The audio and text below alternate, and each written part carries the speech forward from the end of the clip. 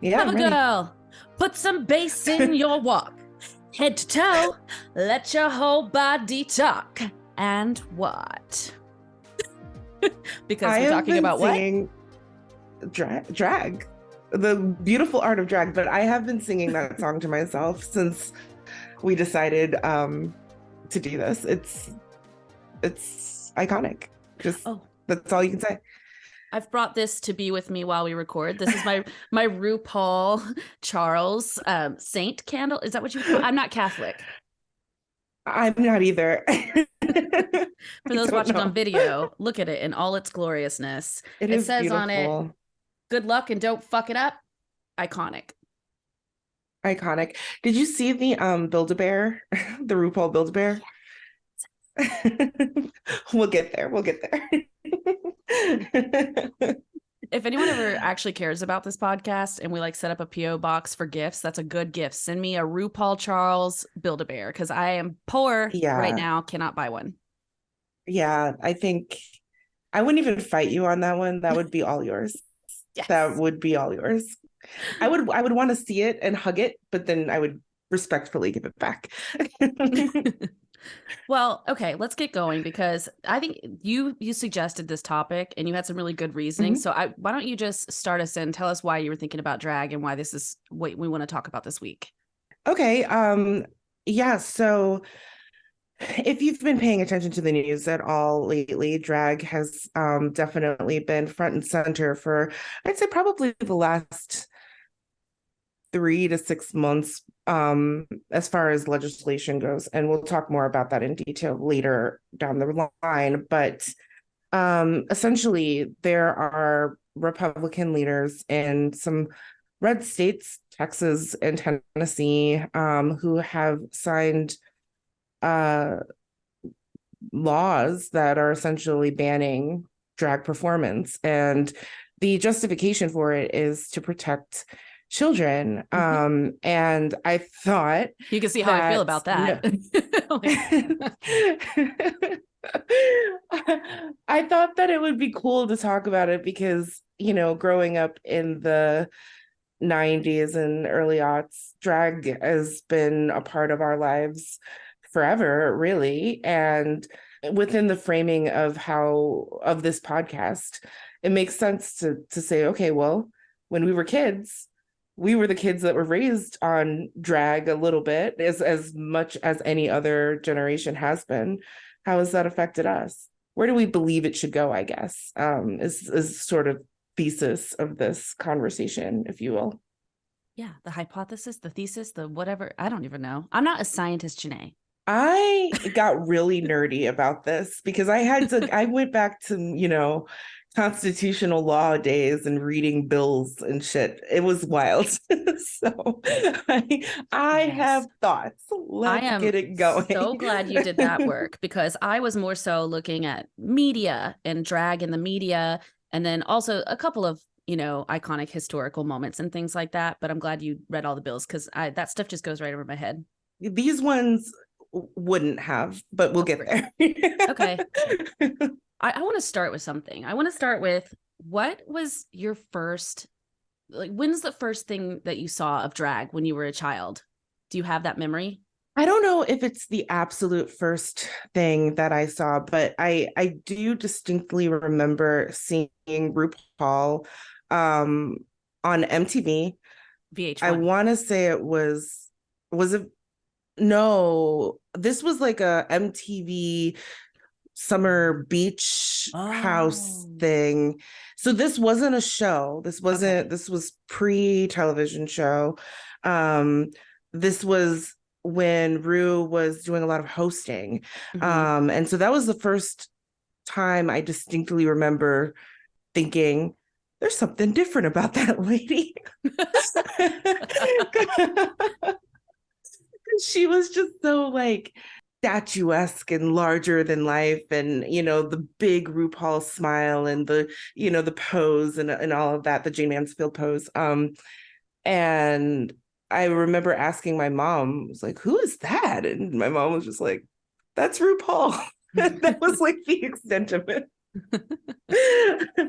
But that's the first thing that I connect to remembering what drag was. How about you? I have kind of like two. So I'm going to split it into media and personal experience because when I was really young, like really young, maybe 5 or something, my dad did this performance thing for fun. It was called like Red Sox or something.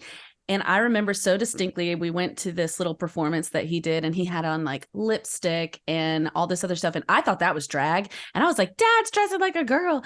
And I just remember that really sticking out in my childhood. But that's cool because that meant I came from a family that wasn't super sensitive about that. Like the fact that he was willing to do that. He would have been in, I don't know, his 30s, early 40s. And he was totally fine to get up there in lipstick and like a girly thing and do this little dance with these men from work. It was some weird, he worked for the power company. It was some weird power company performance troupe. I don't know. But outside of that, I was going to say Mrs. Doubtfire would have been like the Mrs. earliest memory. Doubtfire. Yeah. Yeah. I mean, we all I think love this, that movie, right? yes, 100%. 100%. I think this, when we were doing kind of pre-production conversations yesterday, I think that this is kind of a question that came up that we were like, nope, we have to save it for the podcast. Yeah. And that was, what is drag? What do you count as drag? And legally, it's funny talking about the legal stuff later, they're trying to define it, but I think it's really difficult to define it because, to your point, you looked at your dad wearing lipstick and kind of performing, and that was drag to you. That triggered a memory for me. My mom, one Halloween, I I don't know how to say this politically correctly, so please, if this is offensive, it's not intended to be.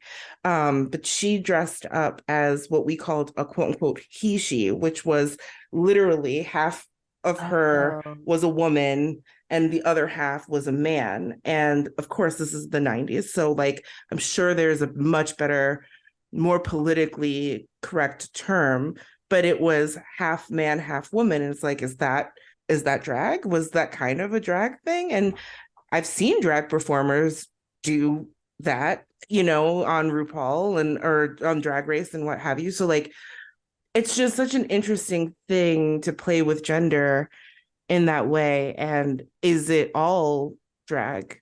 As RuPaul would say, we're all born naked and the rest is drag. Yeah. It's even yeah, innocent. I was, all yeah. born naked and the rest is drag. Yeah. Anyway, I was going to ask you, Yeah. like, I'll have to send it to you later if you haven't seen it. But speaking of what you called he, she, I don't know what the better term for that is because I don't know. But what you were referring to, did you see Silky Nutmeg Ganache's performance of Barbie Girl, where she was No. half? It's like amongst my top like 3 favorite performances from the show of all time. I'm going to send it to you. It is fucking iconic. Yes, it's drag. I love, yeah. So, I mean, there you go. I have an early childhood memory of my mom doing drag too. You're going to love this. I can't wait to show it to you. I wish we could do it right now, but it's okay. Yeah. Well, we can link things to you. So if the listeners want to look at it, they can. We grew up with a lot of drag in our movies and TV, but it wasn't the kind of drag we're getting now, right? It was all very like the drag was always kind of the punchline in things like Mrs. Doubtfire and Some Like It Hot, even, which was way before our time, but that's from 1959 with Marilyn Monroe. But still, like, drag as a punchline in it. All of the stuff with the Nutty Professor, that's from our childhood. Medea. I don't have a very strong connection to Medea movies, if I'm being perfectly honest, but I know that my family really like them and think that they're hilarious. But I think that's a thing that was very prevalent in the 90s and 2000s. And it's a conversation that I think even to this day people are still having, especially when you're talking about Blackness and masculinity. So many comedians, and this is not just Black men, so many comedians, period, male comedians, really cut their teeth, especially in that time, in performing in drag. Like you said, Robin Williams, iconically Mrs. Doubtfire. Eddie Murphy. Yes, Eddie Murphy, Martin Lawrence, Yeah, Shanae. and we just went through a list, and it's not even a full list. And the majority Right. of the noteworthy people that we're talking about are Black men, but Rodney Dangerfield dressed in drag, you know. And again, it was this punch, it's a punchline for them, but for us it becomes, for when I say them and us, I mean for white masculinity, it is something that you did and it's a performance, and it's just a performance. But when it's Black male comedians, it's like a commentary on both Blackness and masculinity. It's not just a performance. I know we talked, I brought it up last time a lot, and I apologize if you don't want to use this, it's fine. But Keke Palmer interviewed in her podcast, she interviewed Jaleel White, who played Steve Urkel in Family Matters. Yes. And there's a character that he only did once that's really iconic. It's Myrtle Urkel. Yes. And he talked about how, you know, at the time he was going through puberty, and he was a performer, and he got the script and he read the script and said, okay, this is what we're doing this week. Cool. And he put his whole mind and energy into this performance. And then at the end of it, he was ashamed of himself. He was crying. He didn't want to go back to school because he thought he was going to get clowned because he's a prepubescent boy in a dress. And his father intervened at that moment and told the writers, because they wanted to bring that character back. And his father was like, no, absolutely not. That's one and done. We're not doing that. And it's wild because I remember that character so distinctly, to know that it was a one-time performance. It was crazy to hear that. But again, his feelings about it when he was doing it had nothing to do with, oh, people are going to question my sexuality because I'm doing this. It had everything to do with I'm performing, you know? And so I thought that was a really interesting conversation. Yeah. We can link that one too. Yeah, that is really interesting. Just pause on Urkel because I just have to bring it up. Like, how confused were you when you were a child and he came out as Stefan? I wasn't confused at all. Well, I was confused. I was like, whoa, he's kind of hot. Has he been hot this whole time? They talk about that in the podcast too. And he's like, I just took off the glasses, guys. It's like, no, you did way more than just take off the glasses. He lowered his voice, he changed his body posture, and he was sexy. I was like, I have not been giving this man any credit. You're right. I don't know if it was confusing as much as it was like, oh. Oh, Urkel. I meant Stefan. Sorry, I didn't mean to take us there, but I just had to. I mean, it begs the question is like, was Urkel drag? According to RuPaul, yeah. According to RuPaul. And that is the Bible. The drag Bible. The drag bishop. I was going to say, when it comes to drag, I'll believe anything that RuPaul says, but I want to put a pin in that too, because RuPaul has had some problematic moments as well. So no, I won't go there. Correct. Correct take. I think he's worked hard to correct a lot of it over the years, but he was slow to do so. And a lot of the criticisms, specifically criticisms around trans individuals in drag and the way that he was treating them and not really allowing them to participate. He dug his heels in a little bit longer than he should have. And he has come around, which great. Let's applaud that. Yay. But it took a little longer than people were comfortable with. And, you know, and there's the fact that in the beginning of the show, there was a lot of things that were kind of anti-trans just built in. Like, I don't know if you watched all the early seasons, but they would do the thing they called, girl, you got a she-male. And you can't say that stuff anymore, you know? There was other stuff too, but that's the top of mind.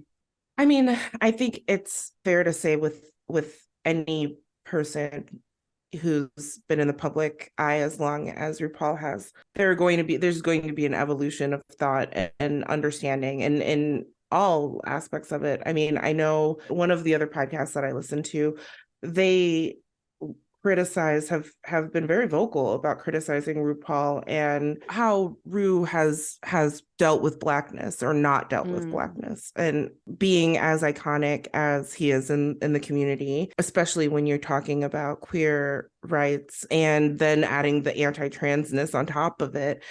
When you refuse to acknowledge your blackness on top of that, even though you have all of this power within, you've got this platform and you've got the eyes and ears of so many people, to not say anything about it, specifically about, you know, your community, a community that you come from. They've critiqued him. And I didn't name the podcast. So the podcast is called The Read, and the hosts of The Read are two queer individuals. So I, being hetero, listen to the voices of those who are in the community that I'm learning about. And so I don't want to speak for them. If you go check out their podcast, it's like 10 years of podcasting that they've been doing. But yeah, they've it's famously come up. And so I know that that's a critique there as well. Well, listen, I don't want to shit on RuPaul because I actually adore RuPaul. Yeah. Even with all the flaws, I still adore him, and I think, or her, whichever one, doesn't matter. We can use both here.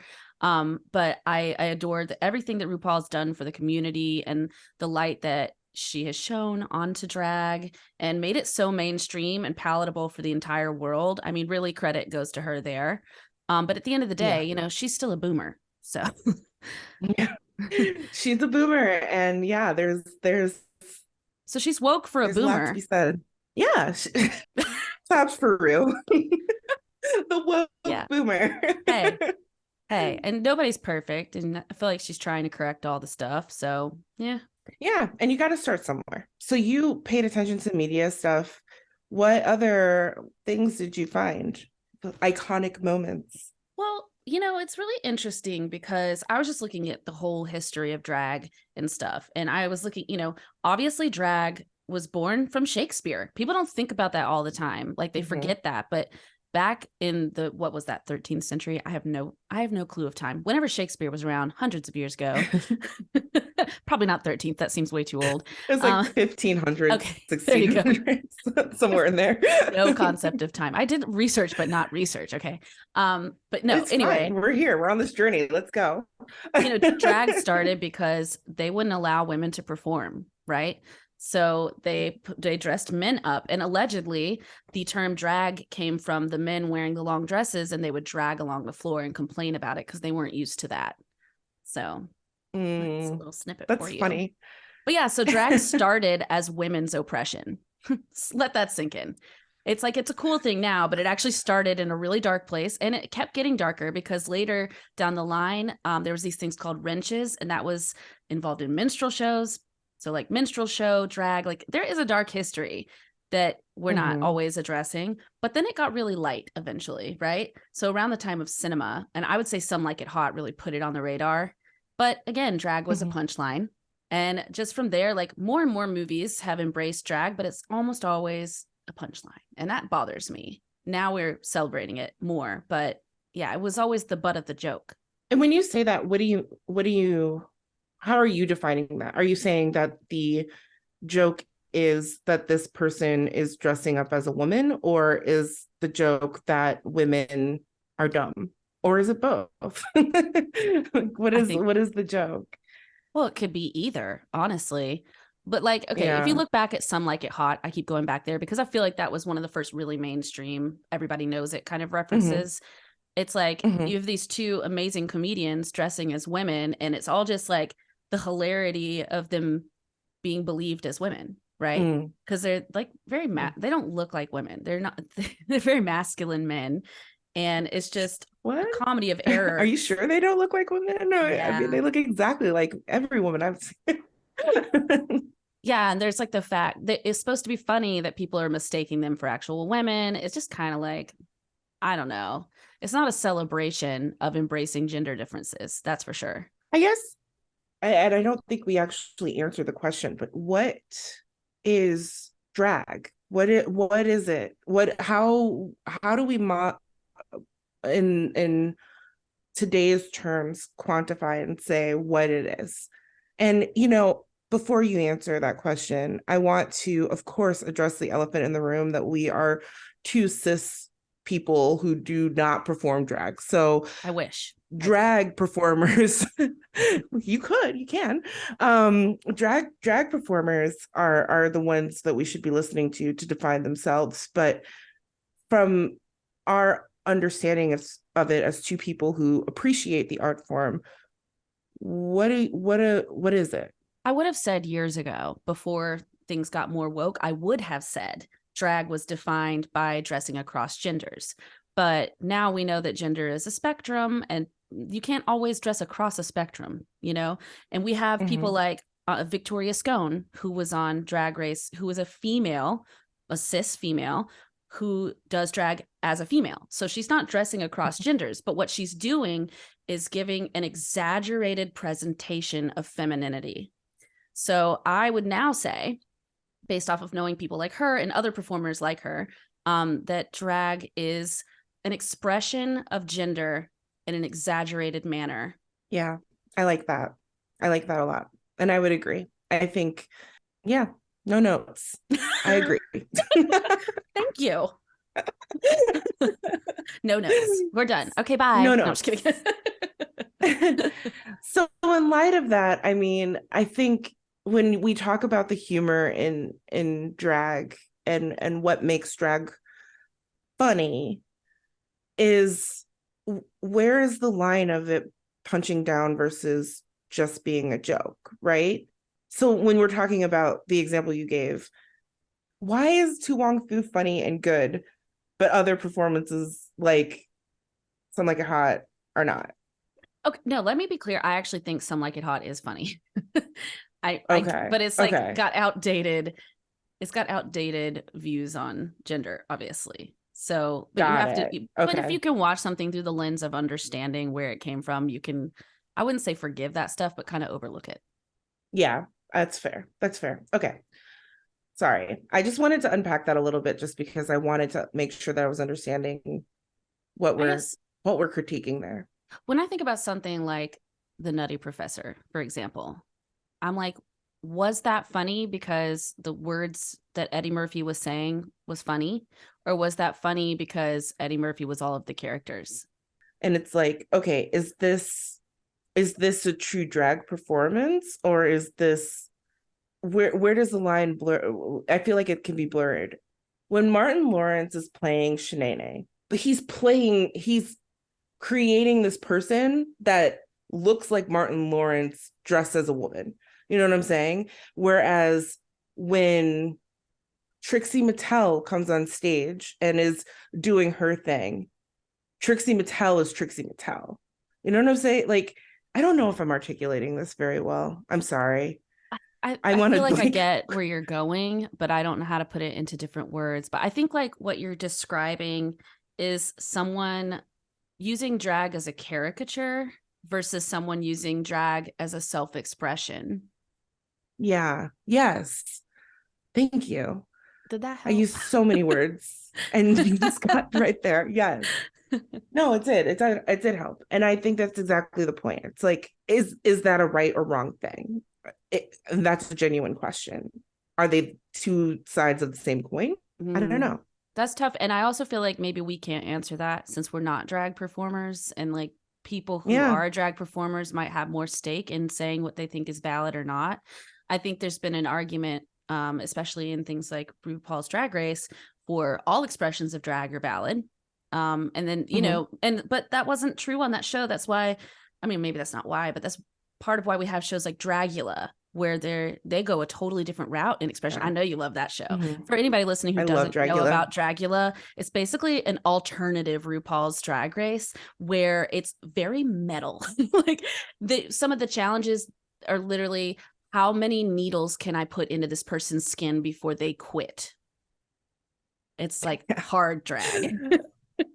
I feel like we're telling people way too much about my personality that I don't watch RuPaul's Drag Race. But you like Dragula. But I love Dragula.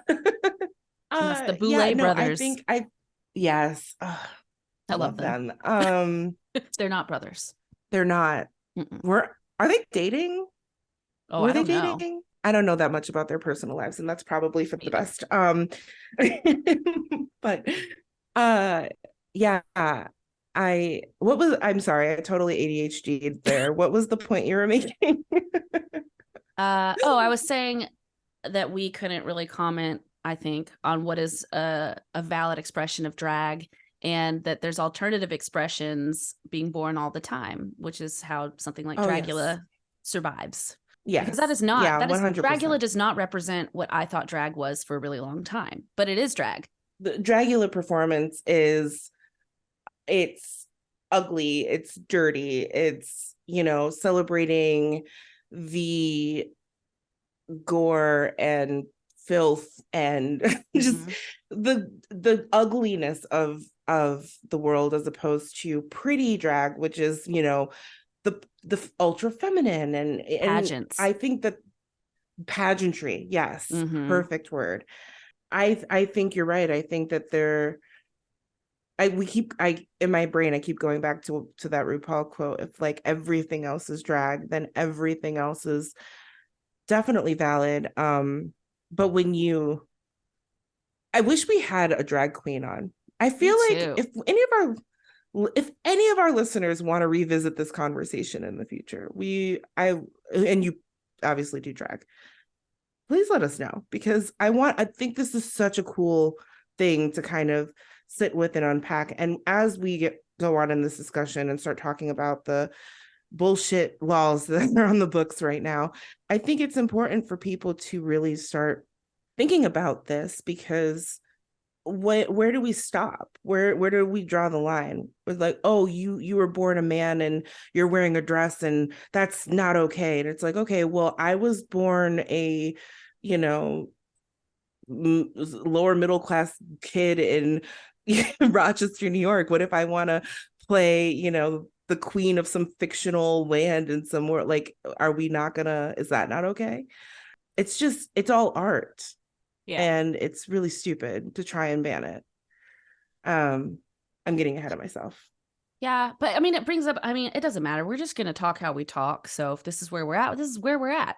But it does bring up a really interesting point for me, just thinking about all these bills and, what is drag and like what part of this is offending people. And if you look at just the history that we've been talking about in the media, you've got all these movies, and some of them did offend people. I didn't even go into the John Waters films with Divine. Are you familiar?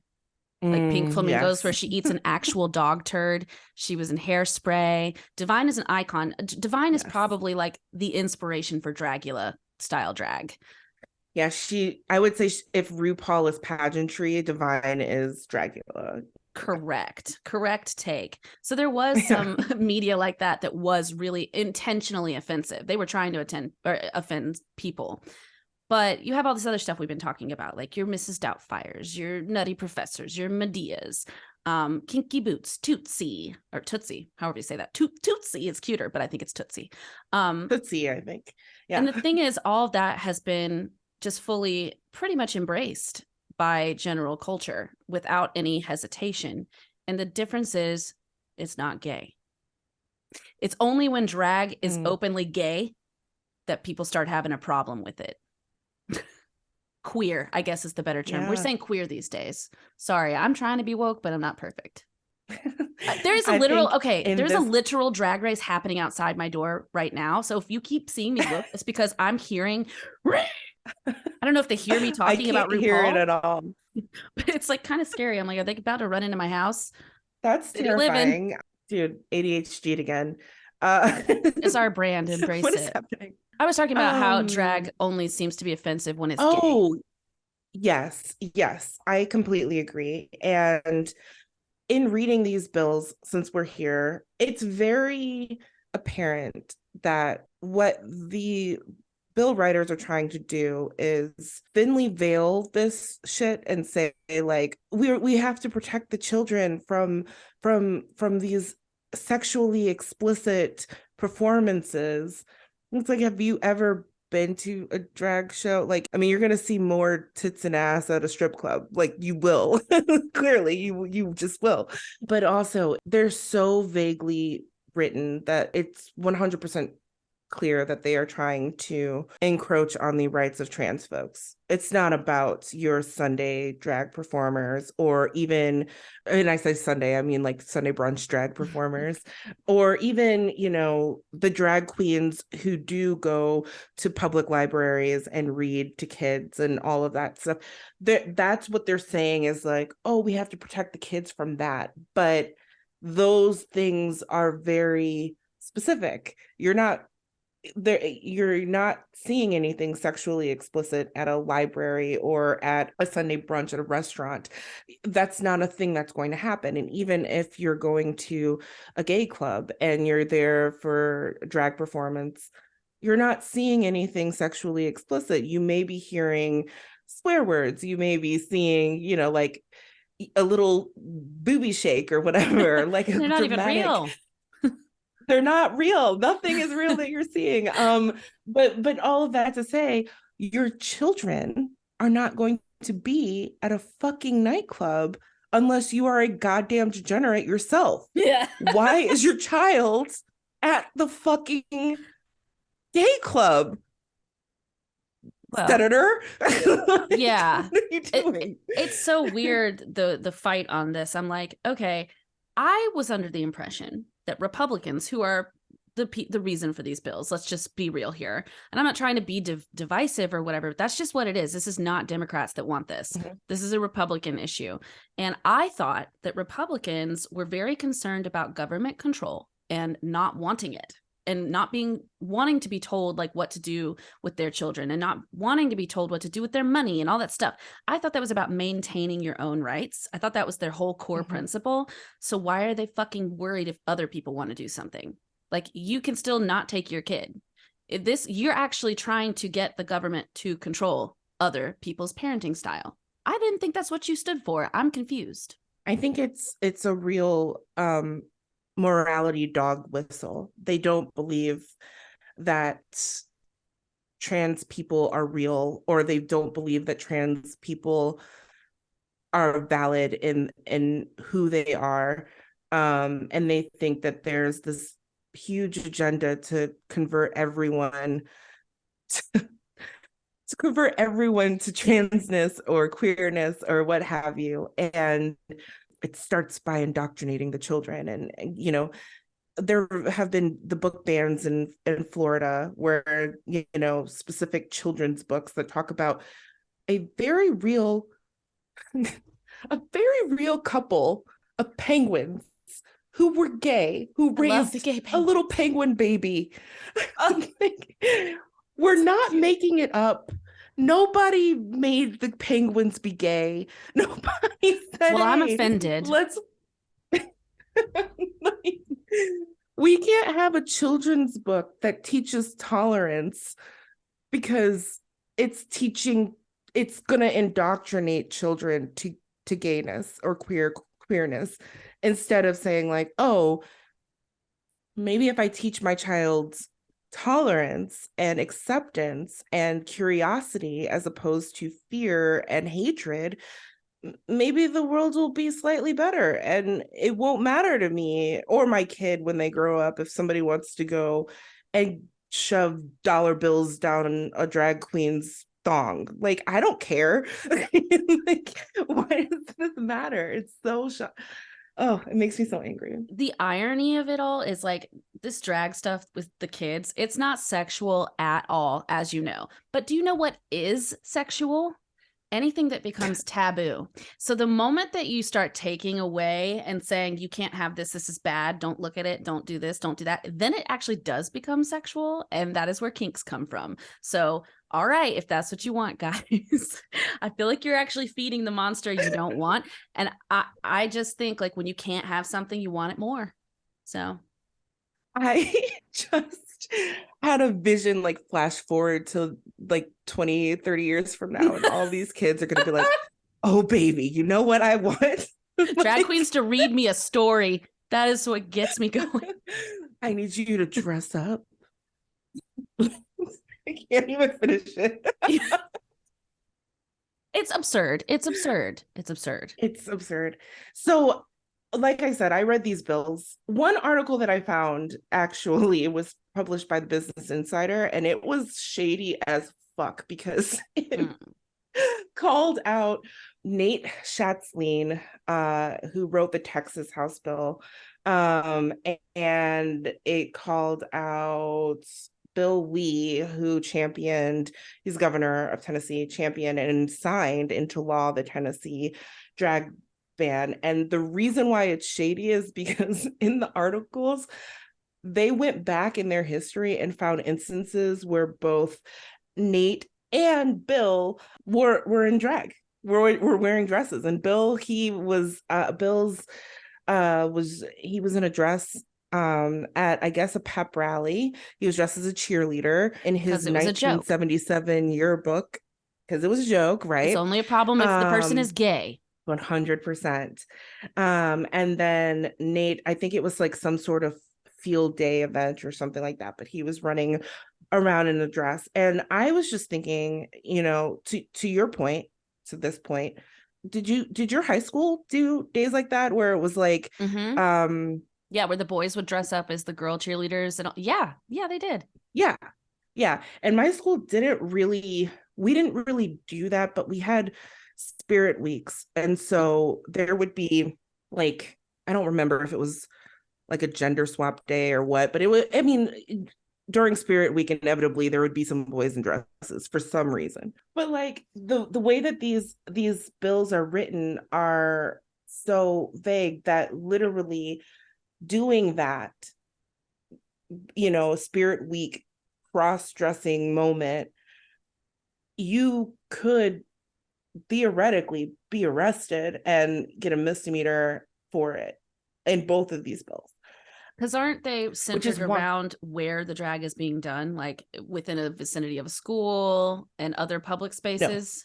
No? Well, I have something up. It says the Okay. bill that passed in Tennessee last week restricts adult cabaret performances in public or That's in it. the presence of children and bans them from occurring within 1,000 feet of schools, public parks, or places of worship. So that secondary provision is written there. Obviously, it is in the law, but that is not the part that is the problem. The problem is the cabaret performances. That is so vague, and that's actually why the bill, getting ahead of myself here, but that bill has been temporarily paused. So it was supposed to go into effect on April 1st, but it is not in effect because a theater troupe called the Friends of George's, which is a Memphis-based LGBTQ plus theater group, filed suit against the bill because essentially it was saying that their theater would now be classified as a cabaret performance situation. So the U.S. District Judge Thomas Parker, and the reason why I want to say these people's names is because you keep saying like federal judge. Judge Thomas Parker was appointed by President Trump. So these are his words, and he is somebody who was pushed forward by the Republican base. He says in his ruling, at this point, the court finds that the statute is likely both vague and overly broad. And that was reported by Fox News. So it's not just liberal libtards, whatever you want to call us, saying that this is not okay. It's literally a Republican judge who's a federal judge saying, hey, about that, no, like swing and a miss. So it's interesting to see that. It's wild. It's wildly vague. The one in Texas is even more vague. And the reason why I kept asking about the definition of drag is because the one in Texas tries to define drag. Would you like to hear what they say? Yes, badly.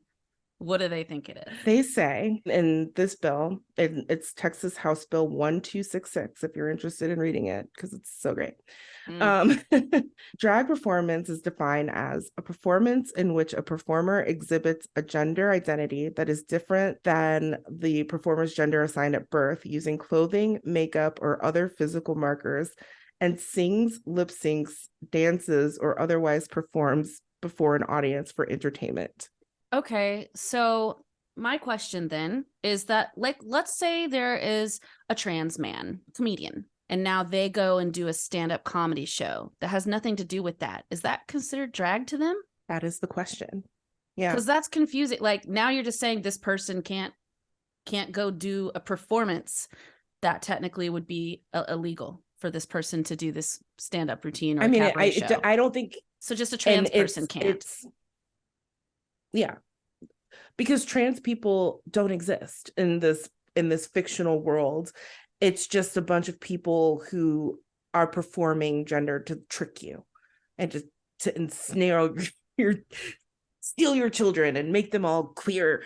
That's it. When I was reading these things, especially the Tennessee bill, you can almost hear the I don't know what it is, but you know it when you see it kind of rhetoric that built this around it. Like, they don't say that explicitly, but it's just so broad. It's such a non-specific thing, and for a non-specific reason. Perfect example, in one of the articles that I read, Bill Lee was asked about his yearbook photo in which he was dressed as a cheerleader, and he said, well, that's different. It's not the same thing. And like you said, because it's not gay, but it's the only difference. Beyond that, it's like, well, what makes it different? On the surface, when you take your bill and you say, we're banning this, how the fuck am I supposed to see you, sir, dressed as a cheerleader and be like, that's not the same thing? No, because it's black and white. It's on paper. Like, what are you talking about? Fucking crazy. Yeah, it's really hurting my brain. And then, not to mention, they're not only saying all this stuff, they're slipping in other legislation about transgender minors receiving healthcare for their transitions and things, and the puberty blockers. Yep. They're trying to stop all that from happening. And it's obviously much more a trans issue than anything else. You're right. Trixie Mattel, we brought her up earlier, drag queen extraordinaire. I think if RuPaul is the queen, Trixie's she's a princess. She's a drag princess. I'll give her that. Yeah. Trixie and just a side note, Trixie and Katya are like my two favorite drag queens. I'm obsessed with them. I love them. So great. I love them. Their show is my favorite. That is my jam. the nails. They also have a show on YouTube, but it's in affiliation with Netflix, where they watch Netflix. It's called Trixie Mattel Like to Watch, I believe. And it's just so funny. I've watched so many shows after watching them watch it and be like, oh, that sounds interesting. I'll watch that, because they're just hilarious. It's so funny. And then you're watching it, you're like, this is absolutely ludicrous. But Trixie released a YouTube video on her YouTube channel last week where she was talking about these bills, and she made the very strong point, very loud and very, she did not stutter. You heard her. And it was that these bills, it's very apparent to her and to those within the community that these bills are not truly about drag performers. These are about gender expression, and that affects trans people more. There are going to be very real financial implications to drag performers and to these establishments that house drag performances if they're banned. But the real dangerous and insidious part is how these things will affect trans people. And I think it's really worth going and looking at her YouTube video. Another thing we'll link for you about this, because like we said, we're not drag performers, but you can hear from one in the community and not just us two crazy people. Yeah. Or maybe I'm the crazy one. I don't know. No, you're not. You're not the crazy one. I don't know if when you were doing your research too, did you come across those stories about the false claims that had come out? Like, there was one, there was some people in, I think, Minnesota. Yeah, somebody in Minnesota claimed that a drag queen flashed a child at the library doing one of these things. And then they were like arrested. And then it turned out, of course, that didn't happen because that was bullshit. There was another one too. Yeah. No. There's been a lot of just propaganda going on around this. I just find it all really interesting. And this isn't the first time in history that there have been anti-gay laws and anti-trans laws and all that stuff. So I don't, it's so weird though, because I feel like we came so far and now we're just going way back. You know, drag started, the drag scene that we know from like the RuPaul's Drag Race really came up as a counterculture underground movement because they were forced underground. You had your Paris is Burning and the shows and the pageantry, but that was all kept quiet, and there could be raids. And there was oh, what's it called? It was in 1969, the Stonewall riots. You heard about that? Yeah, where they raided a club and all these people, it was like hundreds of people and were hurt, and I don't know. It's crazy that this is still going on now. And it's like we made so many steps to come away from that. 100%. And I think, you know, the thing that's interesting when you talk about the Stonewall riots is that there wasn't as big of a delineation between drag performance and trans people. I don't even know if trans in the way that we define it now would have even been part of the lexicon then. Marsha P. Johnson was considered, if not the first person to throw something at the Stonewall, but one of the first people. And she was definitely involved in the riot. And she was a trans person who did drag performances as well.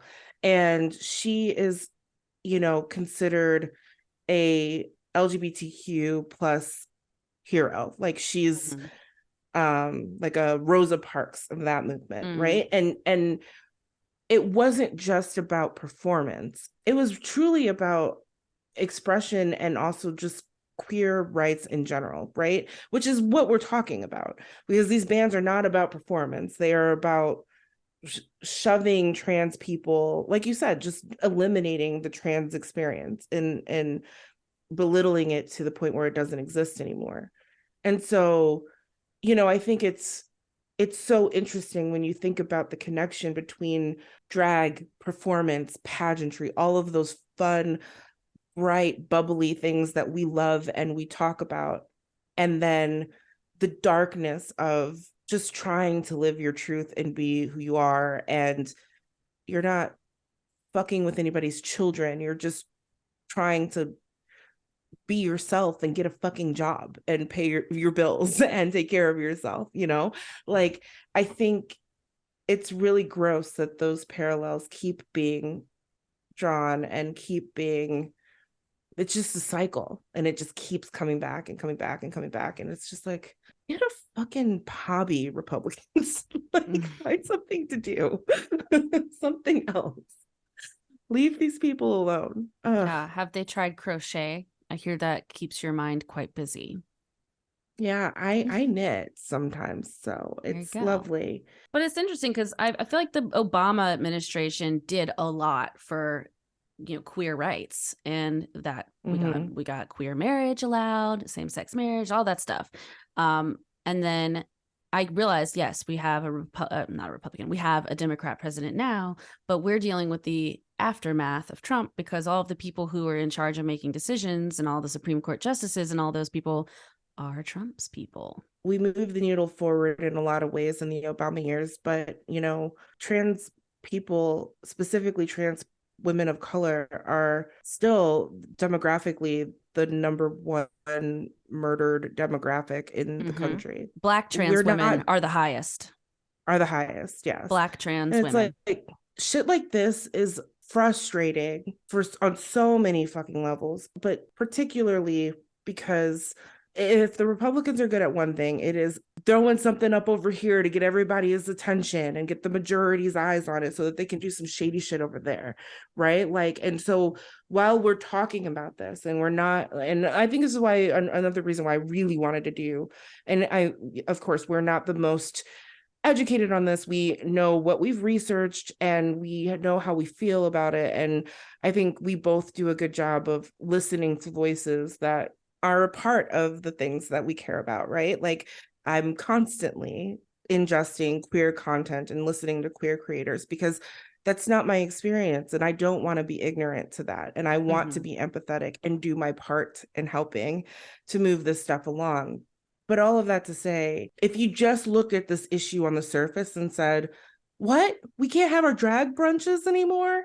Like, that becomes so much more insidious, because it's like, it's not just a fucking about that. Like, it's not just about that. We have to acknowledge that, and we have to get in the trenches and fight, because we have the privilege to do so. And we got to protect our trans brothers and sisters. Like, we just got to. Because trans rights are human rights, bitch. 100%. I will fight to the death for you. Trans people, I will. Yes. Yeah. 100%. It's not a choice. It's not a choice. I do want to like wrap this up on a positive note, because I feel like we've gotten really deep in the negative part of it. And I would just like to wrap it up with like, what do you love about drag? I'd like for us both to say what we love about drag and gender expression. Yeah. I feel like I'm aesthetically a minimalist person, but I love ostentatious art, right? Like, I don't want it in my house, but I want to experience it. And like, I want an experience. And when I say that, I mean, like, you're never going to get me having like a fucking Warhol painting or wanting one in my home. But if you were like, hey, let's go to a Warhol exhibit, I'd be like, fuck yes, let's do that. And that's just like intrinsically who I am. And when I have gone to drag performances, and you know, even Dragula, like, I think it's something that overwhelms the senses in a way that is just so delicious, and also like wicked in a way. And I love the perspective of painting your face and putting on a big ass wig and some heels and just being like, I'm gonna be as bawdy and audacious as I possibly can be, and you're just gonna fucking deal with it. I love that. It's so delicious. I love it. Yeah, I do too, definitely. And I'll say, you know, it's kind of along the same lines of what I want to say that I love about it, but there's just something about drag and the way that they are just like belligerently themselves. And I mean that is a good thing. Just like embracing the mess and like turning it into this beautiful art form, and the community of it. If you go to a drag show, it's like nothing else. It is pure love. You watching them be the purest form of themselves and basically flipping off the world, being like, you don't like this, I don't care. And I love that. I love when people are just belligerently themselves and just pure and true to who they are. And I think it is one of the most beautiful expressions of that. And it is, I don't know, it just gives me such joy. And not to mention also, these drag queens are so fucking funny. And so just funny. So full of light. So funny. And if you watch Drag Race, then you know also they're full of heart, because every single episode when they're putting their makeup on is when they talk to each other heart to heart about their past traumas. And there's just something so relatable about this underdog story that they all have. It's beautiful. Yeah. I know we're wrapping this up. I did want to plug one more thing. And if you want to experience drag and also help support the fight against these bans, there is a fundraiser. It's called Drag Isn't Dangerous, a digital fundraiser. Well, let me just read you the description. Drag isn't dangerous. The biggest names in drag are coming together for one night to entertain you while fighting back against red state tyranny and oppression. We will be raising money for charitable LGBTQ causes, supporting out-of-work drag artists and transgender people through a mix of live and pre-taped performances and celebrity cameos, as well as a live switchboard of drag queens taking your donations over the phone. So you can call them and give them money, which they need. Beautiful. And feel free to make donations in our names, since we are not working. Yes, we are not working. But we do want to support this. Yes. Trixie is the one who posted the original link, and of course we'll post the link for tickets as well. I took a look. It's about $25 for a ticket for this, and then you get 48 hours access to watch it. So if you're not able to watch it live on May 7th, you can check it out. This is not sponsored, by the way. This is just something that we wanted to push. No one's paying us to do anything. So no, and I think that that's a fucking crime. Can I just say, employers of the universe? It's a fucking crime. I'm wearing a Buc-ee's shirt, so if they want to sponsor me, I'll take it. I'm wearing a golden Old Navy shirt. I don't want to be sponsored by Old Navy though. Fair enough. No shade to them. Well, I know there's like a I guess million more things we could say about this, and this conversation could go on for hours, but we got to keep it short and sweet and neat. But I'm sure we'll talk about it again if any of this legislature passes or moves forward in any way. I mean, why wouldn't we? well, the Tennessee one has passed technically, but if it comes back into fruition, and then the Texas one, and then probably the Florida one, and will follow, and then South Carolina and all. Yeah, we'll keep keep an eye on it. This has been Postmodern Millennial. I am Janae, and you can find me on all the socials. You already know. And I'm Alan. Thank you for listening. Bye Love bye. you. Bye.